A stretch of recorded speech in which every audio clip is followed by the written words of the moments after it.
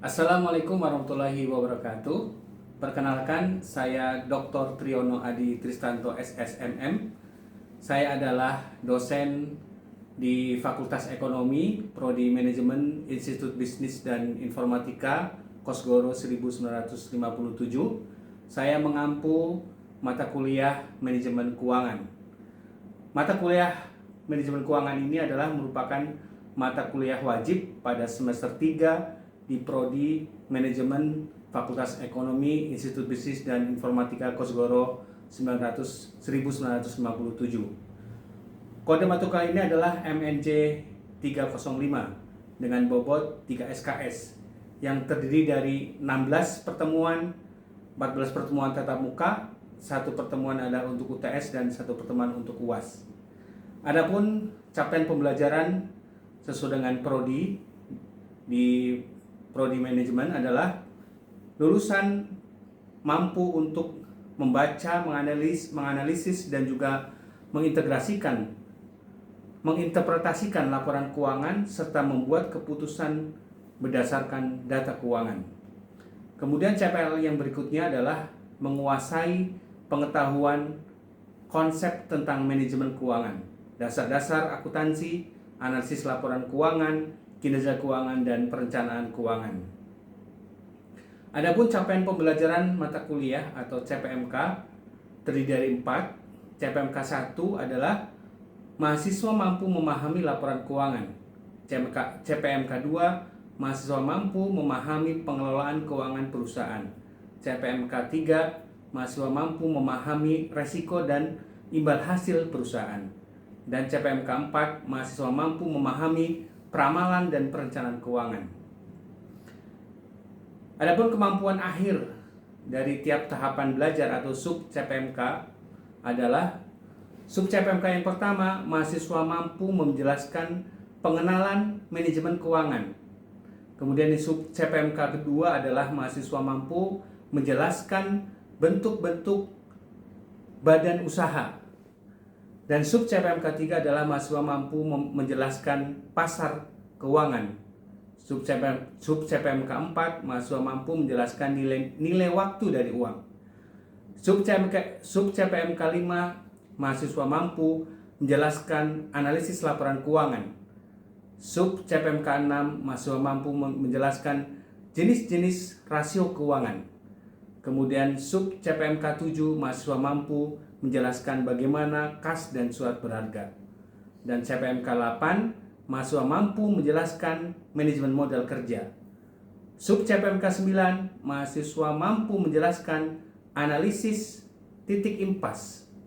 Kemudian sub CPMK 10 adalah mahasiswa mampu menjelaskan resiko dan imbal hasil. Sub CPMK 11 mahasiswa mampu menjelaskan manajemen piutang dan pinjaman. Sub CPMK 12 mahasiswa mampu menjelaskan manajemen persediaan. Sub CPMK 13 mahasiswa mampu menjelaskan pendanaan jangka pendek.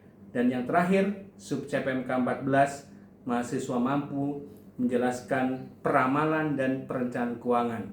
Berikut kita saksikan video pembelajarannya di kelas. Assalamualaikum warahmatullahi wabarakatuh. Waalaikumsalam warahmatullahi wabarakatuh. Ya, selamat pagi teman-teman semuanya. Apa kabar semuanya? Baik. Terima kasih.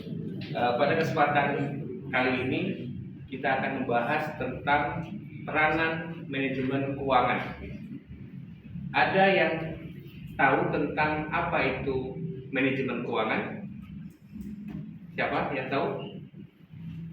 Silakan angkat jari, angkat tangan. Ada? Silakan. Ya, silakan teman-teman.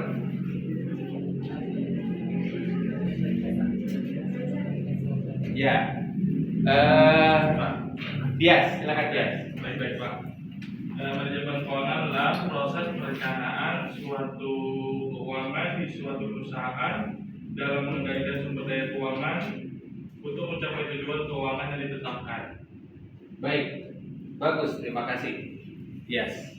Teman-teman semuanya, sebelum kita bicara lebih jauh tentang peranan manajemen keuangan, kita perlu tahu dulu bahwa bagaimana tujuan dari perusahaan. Nanti ada hubungannya dengan bagaimana peran dari manajemen keuangan. Kita lihat yang pertama bahwa perusahaan ingin mencapai tujuannya adalah untuk mencapai atau memperoleh laba yang maksimum. Jadi tujuan dari didirikannya perusahaan adalah ingin mencapai laba yang maksimum. Untuk apa? Untuk kemakmuran pemilik perusahaan. Siapa pemilik perusahaan? Pemegang saham. Bagus. Yang berikutnya, tujuan didirikannya perusahaan adalah menjaga kelangsungan hidup perusahaan atau going concern. Bagaimana perusahaan ini agar terus bertumbuh dan berkembang, sustainable. Artinya bahwa perusahaan ini bisa memberikan nilai manfaat yang lebih luas, termasuk kepada semua para stakeholder. Salah satunya juga adalah karyawan. Yang ketiga, tujuan didirikannya perusahaan adalah mencapai kesejahteraan masyarakat sebagai tanggung jawab sosial perusahaan. Jadi perusahaan juga memiliki tanggung jawab sosial. Ya, keberadaan perusahaan memberikan manfaat bagi masyarakat di sekitarnya. Salah satunya juga adalah bagaimana perusahaan bisa menciptakan lapangan kerja dan juga bisa tumbuh perekonomian masyarakat di sana. Kemudian kita lanjutkan. Sekarang kita masuk pada apa itu pengertian dari manajemen keuangan. Manajemen keuangan atau financial management adalah segala aktivitas perusahaan yang berhubungan dengan bagaimana perusahaan memperoleh dana. Ya, satu, memperoleh dana.